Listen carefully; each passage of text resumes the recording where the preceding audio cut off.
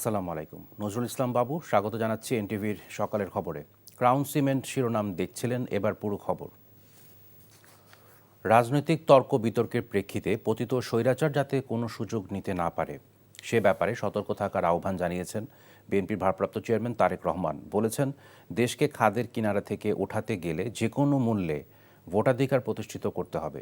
সোমবার খুলনা মহানগর বিএনপির কাউন্সিলে ভার্চুয়ালি যুক্ত হয়ে এসব বলেন তারেক রহমান।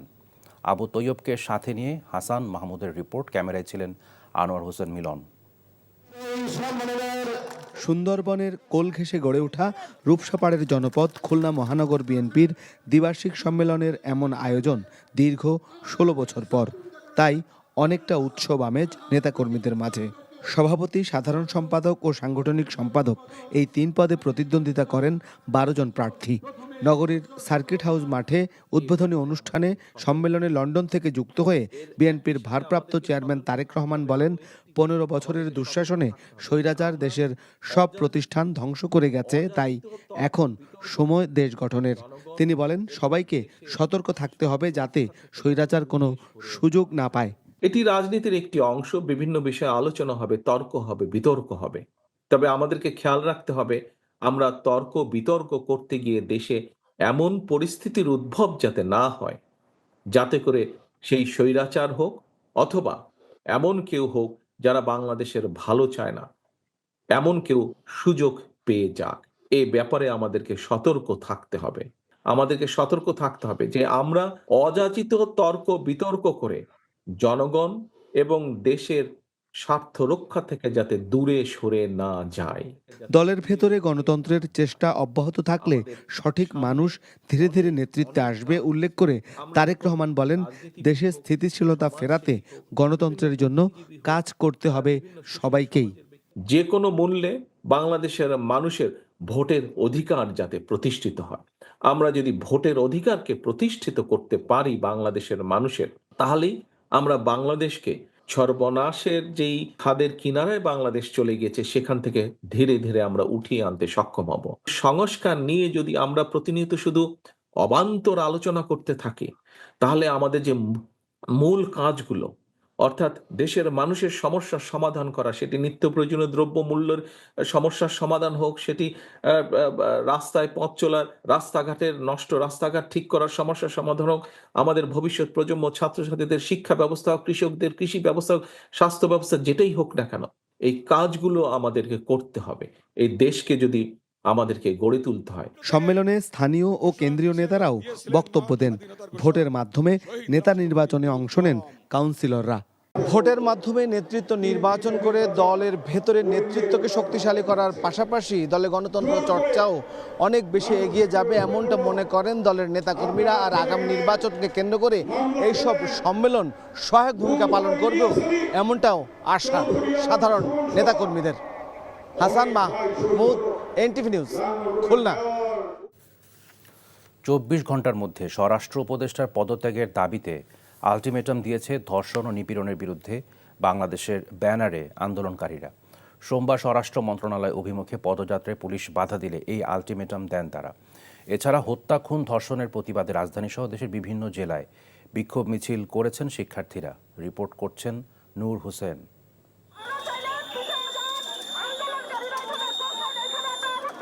স্বরাষ্ট্র উপদেষ্টার পদত্যাগের দাবিতে স্বরাষ্ট্র মন্ত্রণালয় অভিমুখে কেন্দ্রীয় শহীদ মিনার থেকে শুরু হওয়া ধর্ষণ ও নিপীড়ন বিরোধী পদযাত্রা শিক্ষা ভবনের সামনে এলে বাধা দেয় আইনশৃঙ্খলা বাহিনী।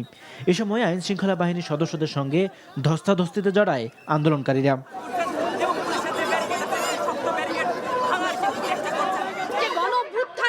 গড়ে ওঠা সরকার কিভাবে নিরাপত্তা দিতে ব্যর্থ হলো এবং বাসে কিভাবে ডাকাত এবং ধর্ষণের ঘটনা ঘটলো। খুব ভালো ছিল এটা আমরা বলতে পারি না, কিন্তু এই সরকারকে আমরা এনেছি আমাদের সুরক্ষা দেওয়ার জন্য এবং আমাদের নিরাপত্তা নিশ্চিত করার জন্য, কিন্তু এই সরকার উল্টে আমাদের দিকে ভ্রুক্ষেপ না করে তাদের নিজেদের স্বার্থে বেশি তারা লিপ্ত। শিক্ষা ভবনের সামনে 2 ঘন্টার অবস্থান শেষে স্বরাষ্ট্র উপদেষ্টার পদত্যাগের দাবিতে 24 ঘন্টার আলটিমেটাম দিয়ে কর্মসূচি প্রত্যাহার করেন আন্দোলনকারীরা। এই ধর্ষকরা এবং আমাদের এই রাষ্ট্র কিভাবে এদের পাহারাদার হয়ে উঠছে, একের পর এক বিচারহীনতা এদেরকে এদিকে উস্কে দিচ্ছে। এদিকে দেশের আইন শৃঙ্খলা পরিস্থিতি স্বাভাবিক করার দাবিতে রাজধানীর বেইলি রোডে বিকারুন্নেসা নূন স্কুল অ্যান্ড কলেজের প্রধান ফটকে বিক্ষোভ করেন প্রতিষ্ঠানটির শিক্ষার্থীরা। এ সময় ধর্ষকদের গ্রেফতারের দাবিতে বিভিন্ন স্লোগান দেন তারা। বিক্ষোভ করেছেন সিদ্ধেশ্বরী গার্লস কলেজের শিক্ষার্থীরাও। দিনের বেলাও বের হতে ভয় পাচ্ছে, তার কারণ হচ্ছে এই যে ধর্ষক যারা হচ্ছে নির্বিচারে ঘুরে বেড়াচ্ছে, তারা ধর্ষণ করেও পার পেয়ে যাচ্ছে। কেন? রাত্রে ঘুমাতে পারি না, বাসায় মানুষ ঢুকে যায়, নিজের বাসায় আমরা নিরাপদ না।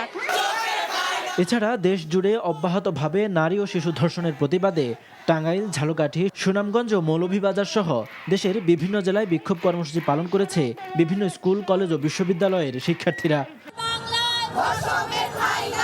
নূর হোসেন, NTV নিউজ, ঢাকা। রাজধানী জুড়ে শুরু হলো intensive patrol programme. Mohammadpur, Mirpur, Dhanmondi, Puran Dhaka সহ প্রতিটি এলাকায় চলে অভিযান। আইনশৃঙ্খলা বাহিনী বলছে মানুষকে নিরাপত্তা দিতে সব ধরনের প্রস্তুতি নিয়েছেন তারা। পয়েন্টে পয়েন্টে বসানো হয়েছে তল্লাশি চৌকি, অলিগলিতে টহল দিচ্ছে পেট্রোল টিম। বিস্তারিত ইফতেখার রেজার রিপোর্টে। রাজপথে চলছে যৌথ বাহিনীর তল্লাশি চৌকি, অলিগলিতে র্যাব পুলিশের টহল। রাজধানীর রাতের এই চিত্রই বলে দিচ্ছে অপারেশন ডেভিল হান্টের পাশাপাশি শুরু হলো ইন্টেন্সিভ পেট্রোল প্রোগ্রাম। কেউ অপরাধ করে যাতে পালিয়ে যেতে না পারে সেজন্য চেকপোস্টগুলোতে ছিল কঠোর নজরদারি। গাড়ি, মোটরসাইকেলের পাশাপাশি অটোরিকশাও তল্লাশি করে আইনশৃঙ্খলা বাহিনী। আইনশৃঙ্খলা বাহিনীর এমন উপস্থিতিকে সাধুবাদ জানান নগরবাসী। তারা বলছেন প্রয়োজন আরও বেশি তৎপরতা। বর্তমান সিচুয়েশন হিসাবে খুবই দুর্ভোগ যাচ্ছে আমাদের, জায়গায় জায়গায় ছিনতাই, ইভেন অনেক খারাপ কাজ হচ্ছে, যা নাকি আমরা ভয় পাই, প্রতিনিয়ত ভয় পাই। জিনিসগুলো যদি আগে থেকেই ব্যবস্থা নেওয়া হতো এবং জায়গায় জায়গায় যে পুলিশের যে বক্স আছে বা যেখানে আপনাদের নিরাপত্তা দরকার সে জায়গায় যদি আগে থেকে থাকতো তাহলে জিনিসগুলো এইভাবে হতো না। তো এইভাবে করে বলেন আর আরও হার্ডলাইনে যে বলেন, যেইভাবেই বলেন ওটা আমাদের জন্য বেটার। আইনশৃঙ্খলা বাহিনী বলছে নগরবাসীকে নিরাপত্তা দিতে সব ধরনের প্রস্তুতি নিয়েছেন তারা। বিশেষ অভিযানের পাশাপাশি অপরাধীদের ধরতে কাজ চলছে বলেও জানান তারা। মাননীয় স্বরাষ্ট্র উপদেষ্টার যে ঘোষণা দিয়েছে সেই ঘোষণার প্রেক্ষিতে আমাদের যে টহল কার্যক্রম আগের থেকে কয়েক গুণ জোরদার করা হয়েছে। বেশি আমাদের বর্তমানে 3টা পয়েন্টে, স্পেসিফিকলি আমাদের 3টা পয়েন্টে আমাদের চেকপোস্ট এবং টহল চলমান আছে।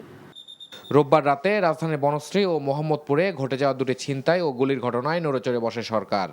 এরপরে র্যাব, পুলিশ ও কাউন্টার টেরোরিজম ইউনিট মিলে শুরু হয় বিশেষ টহল অভিযান, intensive patrol program. Iftekhar Reza, NTV news, Dhaka. 28শে ফেব্রুয়ারি জাতীয় সংসদ ভবনের সামনে থেকে আত্মপ্রকাশ করতে যাচ্ছে বৈষম্য বিরোধী ছাত্র আন্দোলন ও জাতীয় নাগরিক কমিটির নতুন রাজনৈতিক দল।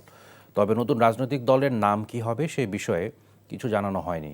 সোমবার সন্ধ্যায় বাংলা মোটরে জাতীয় নাগরিক কমিটির কার্যালয়ে সংবাদ সম্মেলনে দল ঘোষণার দিনক্ষণ তুলে ধরেন সংগঠনের মুখ্য সংগঠক সার্জিস আলম।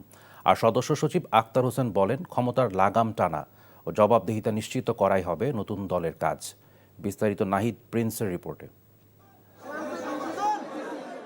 বাংলাদেশের রাজনৈতিক অঙ্গনে আরও একটি পালক যুক্ত হতে যাচ্ছে শুক্রবার বিকেল 3টায়। গণতন্ত্রের আতুরঘর জাতীয় সংসদ ভবনের সামনে থেকেই শুরু হবে এ দলটির শুভ সূচনা। তবে তার আগেই দলটির নাম প্রকাশ করা হবে। এ দলটির অংশীজন ছাত্র জনতা সবাই। তাই 15 দিন ধরে দেশ জুড়ে একটি জরিপ পরিচালনা করেন জাতীয় নাগরিক কমিটি। আপনার চোখে নতুন বাংলাদেশ শীর্ষক এই জরিপে অংশ নেন 2 লাখেরও বেশি মানুষ। সুশাসন প্রতিষ্ঠার পাশাপাশি সামাজিক ন্যায় বিচার এবং বৈষম্য নিরসনের কথাই বলছেন অধিকাংশ মানুষ। জনগণের মতামতের ভিত্তিতে প্রধান যে বিষয়গুলোকে চিহ্নিত করা হয়েছে যা দেশকে বদলে দিতে পারে, সেখানে প্রথমেই মানুষ বলেছেন যে দেশকে দুর্নীতি মুক্ত করতে হবে, সুশাসন প্রতিষ্ঠার কথা বলেছেন, ক্ষমতার অপব্যবহার রোধ এবং জবাবদিহিতা নিশ্চিতকরণের কথা বলেছেন। সোমবার সন্ধ্যায় বাংলা মোটরে জাতীয় নাগরিক কমিটির কার্যালয়ে সংবাদ সম্মেলনে গত কয়েকদিন থেকে আলোচিত এ দল ঘোষণার দিনক্ষণ তুলে ধরেন সংগঠনের মুখ্য সংগঠক সার্জিস আলম। বলেন, আগামী প্রজন্মকে একটি সুন্দর দেশ উপহার দেওয়ার ভাবনা থেকেই নতুন দলের প্রক্রিয়া বাস্তবায়ন করা হচ্ছে। বাংলাদেশের ছাত্র জনতাকে সামনে রেখে আগামীর বাংলাদেশে নতুন যে রাজনৈতিক দলটি হতে যাচ্ছে সেই রাজনৈতিক দলের আত্মপ্রকাশ করতে যাচ্ছি এবং আমরা এই শপথ নিয়ে, এই কমিটমেন্ট নিয়ে শুধু একটি কথাই বলতে চাই এখানে ব্যক্তি স্বার্থ, গোষ্ঠী স্বার্থ, দলীয় স্বার্থের ঊর্ধ্বে বাংলাদেশের মানুষের স্বার্থ, বাংলাদেশের স্বার্থ প্রাধান্য পাবে। আত্মপ্রকাশ অনুষ্ঠানে বিভিন্ন রাজনৈতিক দল, শহীদ পরিবার, দেশি বিদেশি কূটনৈতিক, অভ্যুত্থানের সঙ্গে জড়িত সবাই থাকবেন বলেও জানান তিনি। এই শপথটি করতে চাই। Nahid Prince, NTV news, Dhaka. সংস্কার চূড়ান্ত না হওয়ায় ডিসেম্বরে জাতীয় নির্বাচন আয়োজন নিয়ে সংশয় প্রকাশ করেছেন প্রধান নির্বাচন কমিশনার AMA নাসির উদ্দিন। সোমবার নির্বাচন কমিশনের সাংবাদিক সংগঠন reporters forum for election and ডেমোক্রেসির নবনির্বাচিত কমিটির অভিষেক অনুষ্ঠানে কথা বলেন তিনি। আগামী জাতীয় নির্বাচনের আগে আইনশৃঙ্খলা পরিস্থিতির উন্নতি হবে বলে আশাবাদ তার। নিয়ামুল আজিজ সাদেকের রিপোর্ট। ডিসেম্বরে জাতীয় নির্বাচন লক্ষ্য নিয়ে কমিশন কাজ শুরু করলেও এখনো চূড়ান্ত হয়নি কি কি সংস্কার গৃহীত হবে। জাতীয় ঐক্যমত্য কমিশনের প্রতিবেদনের জন্য অপেক্ষা করতে হবে আরও 6 মাস। এছাড়া সীমানা নির্ধারণে আইন সংশোধন, নতুন 25 লাখ ভোটার অন্তর্ভুক্তি সহ বেশ কিছু বড় কাজ বাকি কমিশনের। এমন বাস্তবতায় প্রধান নির্বাচন কমিশনার বলেন, জাতীয় নির্বাচনের আগে কতটুকু সংস্কার করতে হবে সে বিষয়ে অন্ধকারে আছেন তারা। সংস্কার কমিশনের 6টা রিপোর্ট নিয়ে উনি আবার ঐক্যমত্য কমিশন একটা করেছেন, কনসেনসাস কমিশন করেছেন। এদের আবার মেয়াদ দিয়েছেন 6 মাস। ধরে নিচ্ছি যে 6 মাসের আগে আমরা বড় কোনো রিফর্ম নিয়ে সমঝোতার বিষয়ে আমরা জানতে পারবো বলে মনে হচ্ছে না। আমাদের যদি বলা হয় যে না, আমরা মাইনর মিনিমাম রিফর্ম করে ডিসেম্বরে ইলেকশন করতে চাই, তাইলে কি আমাদের তো 6 মাস বসে থাকার আর সুযোগ নাই। ডিসেম্বরের আগে এত কিছুর সমাধান হলে অক্টোবরেই তফসিল দেওয়া সম্ভব বলে মনে করেন তিনি।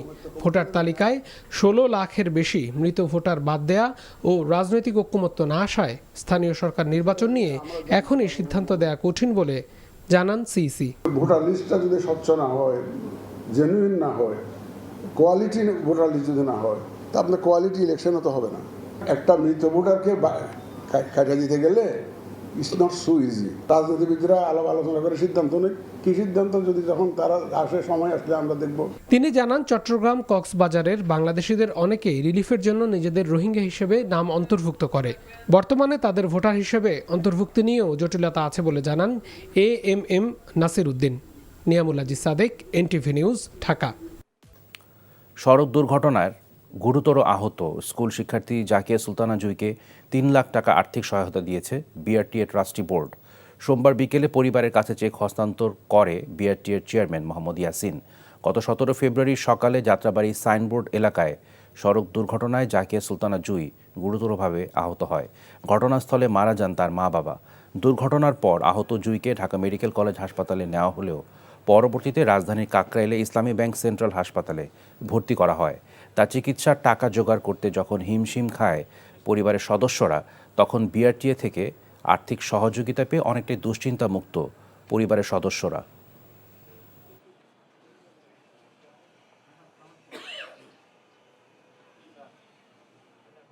পারিবারিক অবস্থা বলতে আমার শ্বশুর একটা কিন্ডারগার্টেন স্কুলে চাকরি করতো, আর ওইভাবে সেভিংস বলেন কিছুই ছিল না। তো যেদিন অসুস্থ হয় ওই দিনের পর থেকে খুবই টেনশনে ছিলাম। বিশেষ করে ধন্যবাদ জানাতে চাই BRTA-কে, যারা আমাদেরকে একটা সাপোর্ট করে দিছে। আমরা তো হচ্ছে মিডল ক্লাস ফ্যামিলি, সেখান থেকে হচ্ছে খুবই খারাপ অবস্থা ওকে নিয়ে আসছিলাম, তো হেল্প হয়েছে আর কি।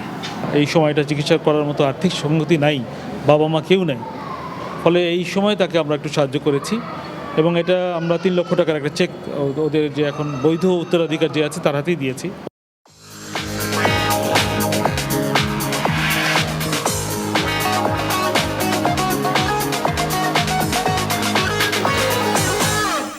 মার্কেন্টাইল ব্যাংক অর্থনীতির খবর। বাণিজ্য উপদেষ্টা শেখ বশিরউদ্দিন বলেছেন, বিগত সরকার আমলে অপ্রয়োজনীয় প্রকল্প ও টাকা পাচারের মাধ্যমে অর্থনীতিকে পঙ্গু করা হয়েছে। আর বিএনপির স্থায়ী কমিটির সদস্য আমির খসরু মাহমুদ চৌধুরী বলেছেন, তার দল ক্ষমতায় গেলে ব্যবসা বাণিজ্যে আমলাতান্ত্রিক জটিলতা কমিয়ে প্রাতিষ্ঠানিক সক্ষমতা বাড়ানো হবে। সোমবার সকালে রাজধানীর ব্র্যাক সেন্টারে সিপিডি আয়োজিত সেমিনারে কথা বলেন তারা। বক্তারা বলেন, রপ্তানি ও রেমিটেন্স বাড়াতে না পারলে সামষ্টিক অর্থনীতির সংকট কাটিয়ে ওঠা যাবে না। সেই সাথে বাণিজ্য নীতি সংশোধন না হলে রপ্তানিও মুখ থুবড়ে পড়বে।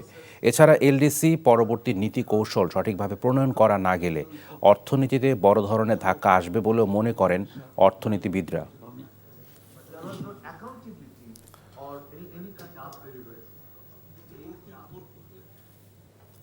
সাবেক মন্ত্রী ও বিএনপির ভাইস প্রেসিডেন্ট আব্দুল্লাহ নোমান ইন্তেকাল করেছেন।